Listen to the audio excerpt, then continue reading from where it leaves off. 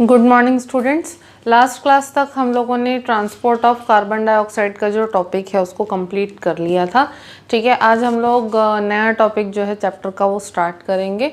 ठीक है, यहाँ पर मैंने लिखा हुआ है जो हमारा टॉपिक है conditions associated with respiratory system. ठीक है, ये टॉपिक जो है इसमें प्रोग्रेस करने के पहले एक छोटी सी चीज़ मैं आप लोगों को मेंशन करूँगी जो कि आप लोगों की टेक्स्ट बुक में भी नहीं दी गई है प्रॉपरली। ठीक है, that is regulation of respiration. ठीक है, रेस्पिरेशन का रेगुलेशन या रेस्पिरेशन का जो कंट्रोल है वो कैसे होता है। ठीक है, जनरली रेस्पिरेशन का जो पूरा प्रोसेस है, ठीक है, उसका कंट्रोल जो है वो हमारे ब्रेन के अंदर होता है, ब्रेन से होता है। कैसे होता है?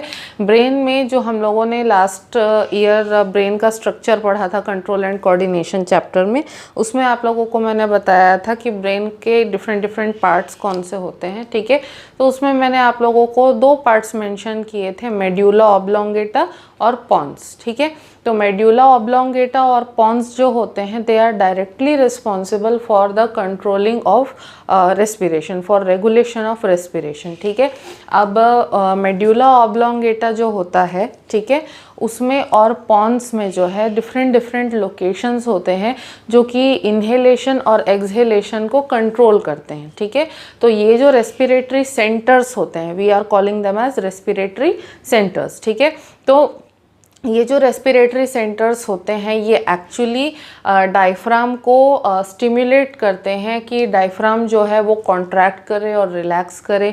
ठीक है, ये जो है एक्सटर्नल और इंटरनल इंटरकॉस्टल मसल्स जो हैं उनको स्टिमुलेट करते हैं एक्सपैंड और रिलैक्स करने के लिए।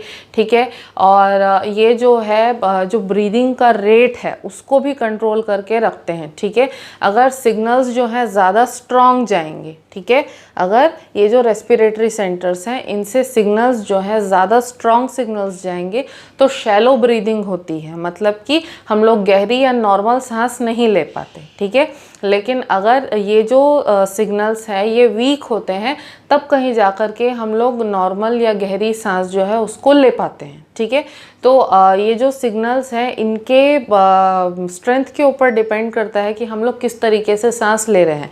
वैसे नॉर्मली सांस लेने का जो पूरा प्रोसेस होता है वो इनवॉलेंटरी होता है, यानी कि इनवॉलेंटरी हम लोग सभी लोग ब्रीथ करते हैं, हमको अपने से उसमें एफर्ट लगाना नहीं पड़ता है। ठीक है, लेकिन जब कभी भी हम लोग कोई एक्टिविटी कर रहे हो, फिजिकल एक्टिविटी, खेल रहे हैं, दौड़ रहे हैं, चल रहे हैं, सीढ़ियाँ चढ़ रहे हैं, ठीक है, या कोई दूसरा काम कर रहे हैं, तो जब कभी भी हम लोग कोई फिजिकल एक्टिविटी कर रहे होते हैं तब ये जो सिग्नल की स्ट्रेंथ है ये एक्चुअली रेगुलेट करती है कि भाई एक्टिविटी के समय पर्सन की ब्रीदिंग जो है वो कैसी होगी। तो जब एक्टिविटी हमारी बढ़ती है तब सिग्नल स्ट्रॉन्ग जाता है, सिग्नल स्ट्रॉन्ग जाने से हम लोग जो है हल्की हल्की सांसें लेते हैं, नॉर्मल सांस नहीं ले पाते हैं। इससे क्या होता है, ब्रीदिंग का रेट जो है हमारा इंक्रीज हो जाता है। ठीक है, तो कभी ध्यान देना कि चलते चलते नॉर्मली या बैठे बैठे अचानक से आप उठ करके जो है चलने लगोगे या दौड़ने लगोगे तब आपकी ब्रीदिंग का रेट एकदम से इंक्रीज हो जाता है। वो किस लिए होता है? क्योंकि जो मेड्यूला ऑब्लोंगेटा और पॉन्स है उससे सिग्नल्स जो है ज़्यादा स्ट्रॉन्ग जाने लगते हैं जिससे कि हमारी ब्रीदिंग जो है वो फास्ट हो जाती है। ठीक है, तो हमारी ब्रीदिंग जो है उसका पूरा कंट्रोल किसके पास होता है? ब्रेन में रेस्पिरेटरी सेंटर्स होते हैं, और ये रेस्पिरेटरी सेंटर्स कहाँ होते हैं? मेड्यूला ऑब्लोंगेटा में और पॉन्स में होते हैं। ये हमको हमेशा याद रखना है। ठीक है, अब हमारे इस टॉपिक पे आते हैं conditions associated with respiratory system. ठीक है, रेस्पिरेटरी सिस्टम से एसोसिएटेड कुछ कंडीशंस या कुछ सिचुएशंस जो है जिसको कि मैं यहाँ पे एक्सप्लेन करूँगी। ठीक है, सबसे पहली बात आती है माउंटेन सिकनेस की। ठीक है, माउंटेन सिकनेस के बारे में हम लोगों को सबको थोड़ा बहुत नॉलेज होगा क्योंकि मोस्ट ऑफ अस हम लोगों ने कभी ना कभी किसी हिल एरिया पे या हिल स्टेशन पे हम लोगों ने ट्रैवल किया होगा। ठीक है, जनरली जब माउंटेन सिकनेस होता है, ठीक है, तो माउंटेन सिकनेस किस कंडीशन को कहते हैं हम लोग? माउंटेन सिकनेस तब कहते हैं कि कोई पर्सन जो प्लेन्स में रहता हो, जैसे कि छत्तीसगढ़ क्या है? प्लेन है। ठीक है, तो कोई पर्सन अगर प्लेन्स वाले एरिया में रहता हो और वो अचानक से ट्रैवल करके 8000 फीट से ऊपर अगर जाए, ठीक है। 8000 फीट का जो एल्टीट्यूड है, 8000 फीट का जो एल्टीट्यूड है, उस एल्टीट्यूड से ऊपर के एल्टीट्यूड पे अगर कोई पर्सन अचानक से जाके रहने लगता है, ट्रैवल करता है, तो वहाँ पर जाने के 2-3 दिन के अंदर अंदर उसको माउंटेन सिकनेस के सिम्टम्स जो हैं वो डेवलप होना स्टार्ट कर देते हैं। कैसे? गहरी सांस या नॉर्मल सांस नहीं ले पाते तो सांस उखड़ी उखड़ी आती है, जिसको कि हम लोग ब्रेथलेसनेस बोलते हैं, ठीक है।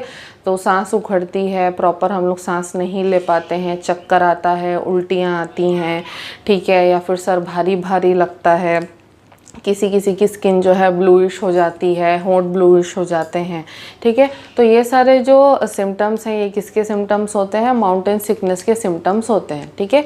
अब माउंटेन सिकनेस होने का रीज़न क्या है? रीज़न ये है कि भाई जब प्लेन्स में हम लोग रहते हैं तब यहाँ पे ऑक्सीजन का पार्शियल प्रेशर जो है वो ज़्यादा रहता है, एटमॉस्फेयर में भी और एल्वियोलाई के अंदर भी, ठीक है। लेकिन जैसे ही हम लोग किसी हिली एरिया पे, माउंटेन पे जाते हैं, एक सर्टन एल्टीट्यूड पे जाते हैं, तो ये सबको हमको पता है कि जैसे जैसे एल्टीट्यूड इंक्रीज होते जाता है वैसे वैसे गैसेस का जो क्वांटिटी होता है वो भी स्कैंटी होते जाता है, वो भी कम होते जाता है, ठीक है। तो सिमिलरली अगर हम लोग किसी हिली एरिया पे जाते हैं तो जैसे जैसे हम ऊंचे एल्टीट्यूड पे जाते जाएंगे, ऊंचाई पे जाते जाएंगे, वैसे वैसे क्या होगा, वहाँ पे जो हवा होगी वहाँ पर हवा में ऑक्सीजन का पार्शियल प्रेशर जो PO2 है वो कम होता जाएगा, ठीक है। अब ऑक्सीजन का पार्शियल प्रेशर अगर एटमॉस्फेयर में ही कम है, एयर में ही कम है, तो एल्वियोलाई में भी क्या हो जाएगा, वो पार्शियल प्रेशर जो है कम हो जाएगा। पार्शियल प्रेशर कम होने से क्या होगा कि ऑक्सीजन का जो इनटेक है, जो इन्हेलेशन है, वो हम लोग प्रॉपर नहीं कर पाएंगे, और ऑक्सीजन की कमी होने के वजह से ये जो सारे सिम्टम्स हैं वो हमारे बॉडी के अंदर प्रोड्यूस हो सकते हैं। Okay, so this condition is known as mountain sickness. अब अगर कोई पर्सन जैसे जॉब के कंसर्न में या पढ़ाई के कंसर्न में किसी हिली स्टेशन पे, हिल एरिया पे अगर जाके रहने लगता है, ठीक है, तो कुछ समय के बाद धीरे धीरे उसकी बॉडी अपने आप को उस पर्टिकुलर एटमॉस्फेयर पे एडजस्ट कर लेती है, और फिर धीरे धीरे उसकी जो ब्रीदिंग है वो वापस नॉर्मल के तरफ जाने लगती है, ठीक है। तो मामला पूरा किसका है? एडजस्टमेंट का है। एक बार एडजस्ट हो जाओगे तो ये प्रॉब्लम जो है वो भी सॉल्व हो जाती है, ठीक है। नेक्स्ट हम लोग आते हैं कार्बन मोनोऑक्साइड पॉइजनिंग पे, ठीक है। कार्बन मोनोऑक्साइड पॉइजनिंग जो है मोस्ट कॉमनली हम लोगों ने कभी ना कभी अपने अपने घर में एक्सपीरियंस किया होगा, ठीक है। कैसे? जनरली ठंड के मौसम में हम लोग घर पे हीटर्स यूज़ करते हैं, या कई लोग जो है कोयले की सिगड़ी वगैरह भी जला करके रखते हैं अपने घरों में, है ना, या लकड़ी जला करके रखते हैं सो दैट थोड़ी गर्माहट मिले, ठीक है। तो जनरली क्या होता है कि अगर हम लोग कोयला जलाते हैं या लकड़ी वगैरह जलाते हैं तो उनके जलने से, ठीक है, उनके जलने से इनकम्प्लीट कंबस्शन होता है किसका? ऑक्सीजन का, ठीक है। ऑक्सीजन का इनकम्प्लीट कंबस्शन होने की वजह से कार्बन डाइऑक्साइड तो प्रोड्यूस होता ही है, कार्बन डाइऑक्साइड के साथ साथ कार्बन मोनोऑक्साइड भी प्रोड्यूस होने लगता है, ठीक है, CO, ठीक है। CO2 के साथ साथ CO यानी कि कार्बन मोनोऑक्साइड जो है वो भी प्रोड्यूस होने लगता है, ठीक है। अब कार्बन मोनोऑक्साइड जो है वो बहुत ही ज़्यादा पॉइजनस गैस है। क्यों? क्योंकि कार्बन मोनोऑक्साइड जो है उसकी हीमोग्लोबिन के साथ बहुत हाईएस्ट एफिनिटी होती है, ठीक है। तो जितनी ऑक्सीजन की भी एफिनिटी नहीं होती है हीमोग्लोबिन के साथ, उससे ज़्यादा एफिनिटी कार्बन मोनोऑक्साइड की हीमोग्लोबिन के साथ होती है, ठीक है। तो अगर इन केस हम लोग किसी रूम में सिगड़ी या कोयला वगैरह कुछ जला करके बैठे हैं या सो रहे हैं, है ना, तो उस केस में क्या होता है कि हम लोग अगर सो रहे हैं तो वो जो कार्बन मोनोऑक्साइड है वो ब्रीदिंग के साथ साथ इनहेल करने पर हमारे बॉडी के अंदर चला जाएगा, और फिर जा कर के लंग्स के अंदर वो डिफ्यूज़ होगा और ब्लड में मिक्स हो जाएगा। तो ब्लड में मिक्स होने के बाद कार्बन मोनोऑक्साइड जो है वो हीमोग्लोबिन के साथ एक इरिवर्सिबल कंपाउंड बना लेता है, एक इरिवर्सिबल सब्सटेंस बना लेता है, जिसको कि हम लोग बोलते हैं कार्बोक्सी हीमोग्लोबिन, ठीक ठीक है, क्या बोलते हैं उसको, कार्बोक्सी हीमोग्लोबिन। ठीक है, तो कार्बोक्सी हीमोग्लोबिन जो है वो कंपैरेटिवली बहुत ही ज़्यादा स्टेबल कंपाउंड होता है। ठीक है, अब कार्बोक्सी हीमोग्लोबिन जो कि स्टेबल कंपाउंड है उसके बनने से क्या होता है, क्योंकि स्टेबल है तो इजीली डिसोसिएट नहीं होता। ठीक है, तो ऑक्सीजन का अपटेक जो है हीमोग्लोबिन से वो रिस्ट्रिक्ट हो जाता है। तो ऑक्सीजन का अपटेक जब हीमोग्लोबिन से रिस्ट्रिक्ट हो जाएगा, ऑक्सीजन जो है उसको ले ही नहीं पाएगी बॉडी, तो क्या होगा, तो फिर हमारा दम घुट जाएगा भाई, क्योंकि ऑक्सीजन नहीं मिल रहा है तो हमारे बॉडी के डिफरेंट फंक्शंस जो हैं वो चल नहीं पाएंगे प्रॉपरली, और स्लोली क्या होगा, दम घुटेगा। दम घुटने से कन्फ्यूजन होने लगता है, सर में दर्द आएगा, चक्कर आएगा, उल्टियाँ आएंगी, और वर्स्ट केस सिनेरियो बता रही हूँ, वर्स्ट केस सिनेरियो में पर्सन की डेथ भी हो सकती है। ठीक है, तो इसलिए कार्बन मोनोऑक्साइड पॉइजनिंग लिखा है, क्योंकि कार्बन मोनोऑक्साइड जो है एक पॉइजनस गैस है और उसके हायर लेवल्स जो हैं वो पर्सन के लिए फेटल भी हो सकते हैं, पर्सन की डेथ भी कॉज कर सकते हैं। Okay, so this was the second condition. Now third is artificial breathing और CPR। ठीक है, अब आर्टिफिशियल ब्रीदिंग क्या होता है, हम लोगों के लिए इंडिया में ये तो चीज़ कॉमन नहीं है।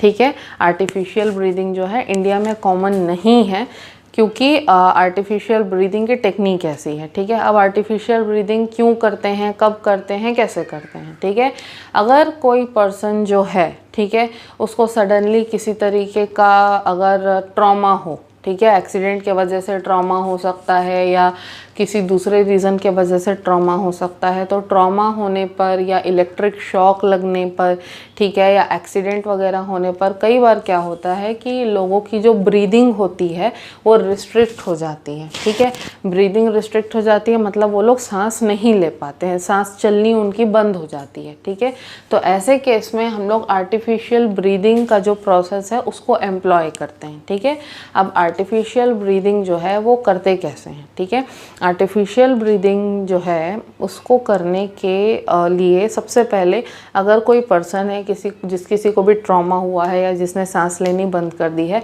सबसे पहले तो उसको ज़मीन पे फ्लैट लेटाना चाहिए, बिना पिलो के, बिना तकिए के। ठीक है, उसको ज़मीन पे बिना तकिए के नीचे लेटाएं के और एक हाथ से उसकी गर्दन को सहारा देते हुए उसके सर को इस तरीके से ऊपर उठाएंगे, मतलब सर को मतलब उसके चिन को इस तरीके से ऊपर उठाएंगे। ठीक है, चिन को इस तरीके से जितना पीछे तक सर जा सके उतना पीछे तक हम लोग जो है चिन को उठाते हैं। ठीक है, चिन को उठाने से क्या होगा, चिन को उठाने से अपर रेस्पिरेटरी ट्रैक्ट यानी कि हमारा नाक से लेकर के हमारा ये वाला जो पार्ट है, गर्दन, फेरिंग्स और लैरिंग्स वाला जो पार्ट है, इतना पार्ट जो है ये जीभ के मुड़ने की वजह से रिस्ट्रिक्ट नहीं होना चाहिए। तो जीभ के वजह से जो अपर रेस्पिरेटरी ट्रैक्ट है वो रिस्ट्रिक्ट ना हो, इसीलिए जितना ज़्यादा से ज़्यादा हो सके चिन को ऊपर उठाया जाता है। किसके सहारे से, हाथ के सहारे से। ठीक है, गर्दन ऊंची करेंगे, चिन को पीछे करेंगे, उसके बाद ठीक है जो पर्सन आर्टिफिशियल ब्रीदिंग का प्रोसेस परफॉर्म कर रहा है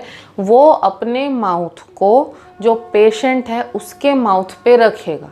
ठीक है, अपने माउथ को पेशेंट के माउथ पे रखेगा और फोर्सफुली उसके माउथ में हवा भरेगा। ठीक है, अब माउथ में हवा भराएगी तो वो कहाँ जाएगी, लंग्स में जाएगी और लंग्स जो है एक्सपैंड करेंगे। ठीक है, अब फिर तुरंत उसको अपना जो पर्सन परफॉर्म कर रहा है एक्टिविटी को उसको अपना मुंह हटाना पड़ेगा, सो दैट एयर जो है वो बाहर भी निकल सके, जो पेशेंट है एक्सहेल कर सके।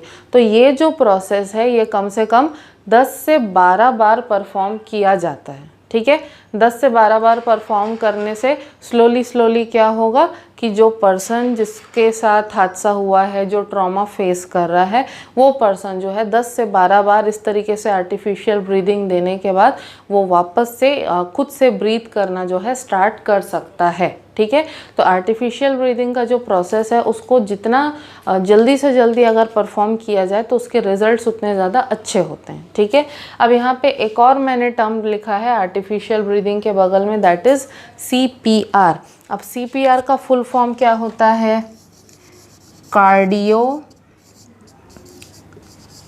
पल्मोनरी रिससिकेशन।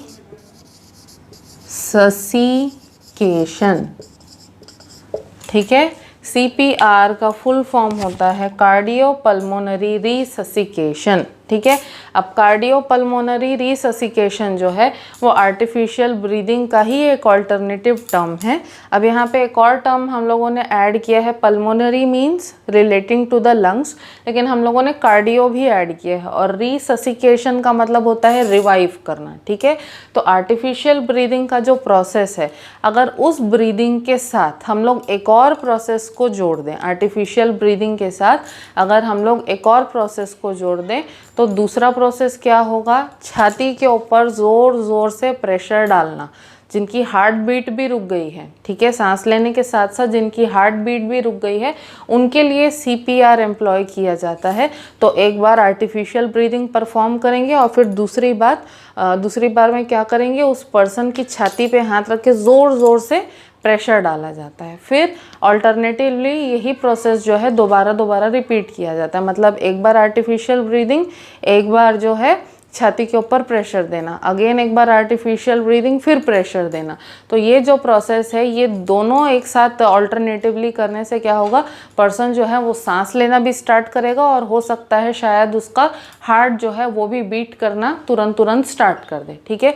तो ये जो CPR है, ठीक है, ये एक्चुअली जितने भी फॉरेन कंट्रीज़ होते हैं, मतलब स्पेसिफिकली मैं बोल रही हूँ इंडिया के बाहर के कई सारे जो कंट्रीज़ होते हैं, तो CPR जो है वहाँ के बच्चों को प्राइमरी क्लासेस से ही एज अ फर्स्ट एड सिखाया जाता है, ठीक है। CPR इतना इम्पॉर्टेंट और इतना वाइटल प्रोसेस है कि फॉरेन कंट्रीज़ में बच्चों को प्राइमरी क्लासेस से ही as a first aid measure जो है CPR का प्रोसेस सिखाया जाता है, ठीक है। सो दैट मुसीबत के समय किसी भी पर्सन की जान बचाने के लायक जो है वो पर्सन या वो बच्चा जो है वो रेडी हो सके, ठीक है। So these were some of the conditions associated with the respiratory system.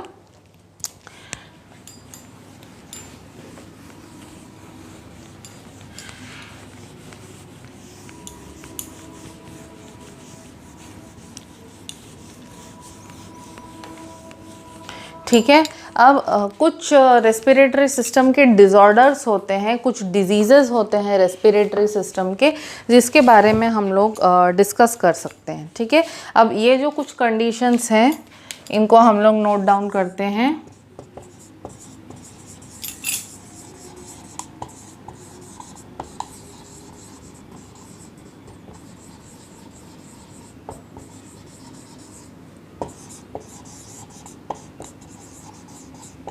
ठीक है, सबसे पहला है ब्रोंकाइटिस, सेकंड है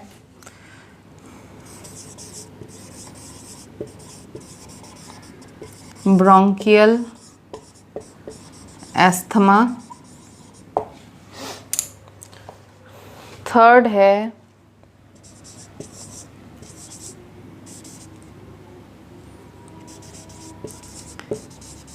एम्फीसीमा, फोर्थ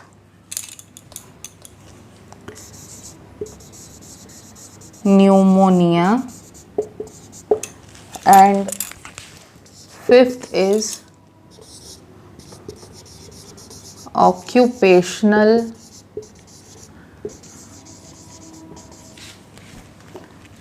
respiratory disorders।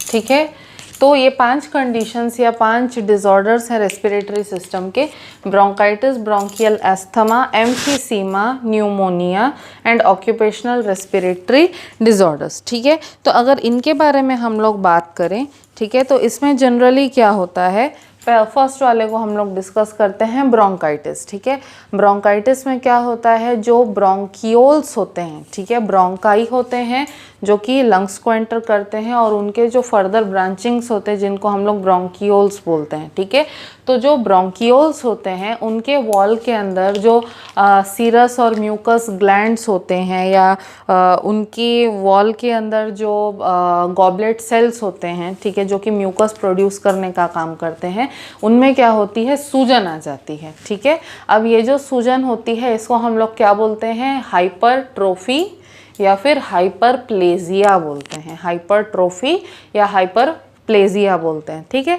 तो जब ब्रोंकियोल की जो वॉल होती है उसकी हाइपरट्रोफी या उसमें हाइपरप्लेजिया हो जाए, ठीक है, गॉबलेट सेल्स का और सीरोम्यूकस ग्लैंड्स का, तब क्या होता है कि वो ज़्यादा क्वांटिटी में जो है म्यूकस प्रोड्यूस करने लगते हैं जो कि येलोइश ग्रीन कलर का होता है। ठीक है, तो ये जो म्यूकस है ये पूरा का पूरा किस में भर जाता है, ब्रोंकियोल्स में भर जाता है और ब्रोंकियोल्स के थ्रू एल्वियोलाई में हवा को जाने से रिस्ट्रिक्ट कर देता है। ठीक है, तो इससे प्रॉब्लम क्या होती है, सीधी सी बात है, इसमें सांस लेने में तकलीफ होती है। पर्सन जो है उसको बार बार खांसी आती है, उसका जो एयर पैसेज है वो बहुत ज़्यादा दर्द करने लगता है, उसके चेस्ट में बहुत ज़्यादा पेन होने लगता है और येलोइश ग्रीन कलर का म्यूकस जो है वो निकलने लगता है। ठीक है, अब इस कंडीशन का इलाज क्या है। ठीक है, इस कंडीशन का जो इलाज है वो ये है कि जो ब्रोंकियोडायलेटर्स हैं उनको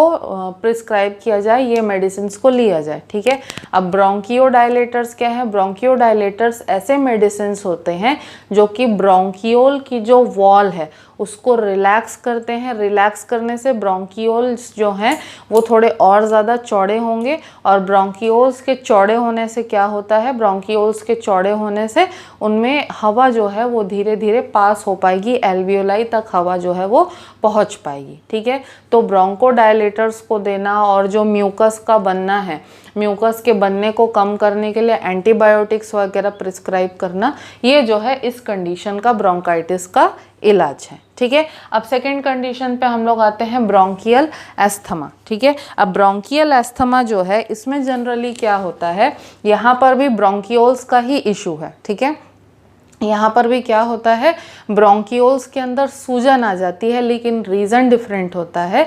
जनरली ब्रोंकियोल्स में जो सूजन है वो किसी चीज़ से एलर्जी की वजह से आती है। ठीक है, अब जैसे किसी को धूल की एलर्जी होती है, किसी को गंदगी की एलर्जी होती है, किसी को पोलन की एलर्जी होती है या सर्टन केमिकल की एलर्जी होती है ना। जैसे कई लोग होते हैं ना कि जिनको थोड़ा सा भी परफ्यूम की खुशबू अगर आ जाती है तो फिर उनको सांस लेने में तकलीफ़ होती है, या जो लोग थोड़ा सा भी धूल में जाते हैं तो उनको सांस लेने में तकलीफ़ होती है। ठीक है, तो दैट कंडीशन जो है उसको हम लोग बोलते हैं ब्रोंकियल एस्थमा, क्योंकि उन लोगों में जो एलर्जिक रेस्पॉन्स है वो प्रोड्यूस होता है। कैसे प्रोड्यूस होता है, अब जिस किसी पर्सन को भी जो है किसी चीज़ से एलर्जी हो, जैसे मैं अपना पर्सनली बता रही हूँ, मुझे परफ्यूम्स की स्मेल्स जो है बिल्कुल पसंद नहीं है, मैं उसको हैंडल नहीं कर पाती हूँ। अब वो चाहे कैसा भी परफ्यूम हो, कैसा भी डीओ हो, कुछ भी हो। ठीक है, इस वजह से मैं पर्सनली भी परफ्यूम्स या डीओज वगैरह यूज़ नहीं कर पाती हूँ क्योंकि मुझे उनसे एलर्जी है। ठीक है, तो जनरली क्या होता है, मैं अपना ही एग्जांपल लेके बोलती हूँ कि जब कभी भी मुझे किसी परफ्यूम या किसी डीओ की खुशबू आए, ठीक है, तो खुशबू आने से क्या होता है, क्योंकि मुझे उस चीज़ से एलर्जी है। अब वो खुशबू किस वजह से आती है, केमिकल की वजह से आती है जो कि परफ्यूम या डीओ में होता है।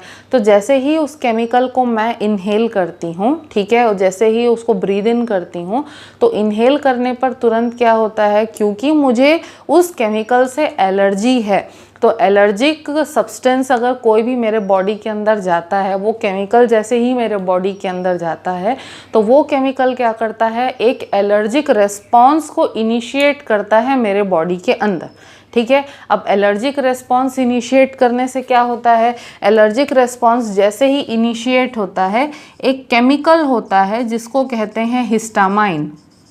एक केमिकल होता है हमारे बॉडी में जिसको कि हम लोग कहते हैं हिस्टामाइन, और हिस्टामाइन को मास्ट सेल्स जो है वो रिलीज़ करते हैं। अब ये मत पूछना मास्ट सेल्स क्या होते हैं, क्योंकि हम लोगों ने जो ट्रांसपोर्टेशन का चैप्टर है लास्ट ईयर उसमें पढ़ा है कि ब्लड का कंपोजिशन क्या होता है। ठीक है, तो मास्ट सेल जो है वो एक तरीके का ब्लड का सेल होता है, एक टाइप ऑफ WBC होता है। ठीक है, तो मास्ट सेल जो है जैसे ही डिटेक्ट करता है कि कोई एलर्जन बॉडी के अंदर एंटर किया है, मेरे केस में एलर्जन क्या होगा, वो परफ्यूम का केमिकल होगा। ठीक है, तो मेरे बॉडी के मास्ट सेल्स जो हैं वो जैसे ही डिटेक्ट करेंगे कि एलर्जन बॉडी में एंटर किया है, ठीक है, तो तुरंत मास्ट सेल्स क्या करते हैं, हिस्टामाइन को रिलीज करना स्टार्ट करते हैं। ठीक है, तो हिस्टामाइन क्या करता है, हिस्टामाइन सीधे मेरे जो लंग्स हैं उनको टारगेट करता है, लंग्स के जो ब्रोंकियोल्स हैं उनको टारगेट करता है।